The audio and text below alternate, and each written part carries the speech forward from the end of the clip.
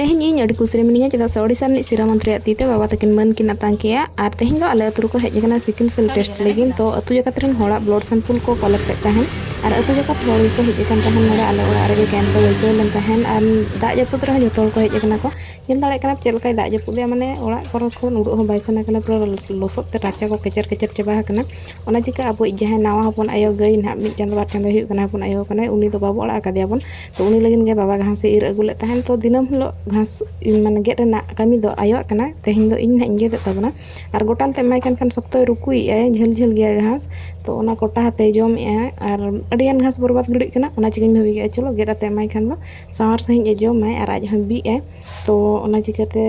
नवा कज बन गेट आई कना बन बार पे खंडिज नो आई कना बन इन खान आज हो आराम से जम माय तो ना घास को गेट बड़ा हुयाते आज बन एमोटा दिया घास आज एमा बन कना दिनम हलो तो ओना चिका अब बन माय बेरल बेरल घास आज हम खुशी अब हम खुशी।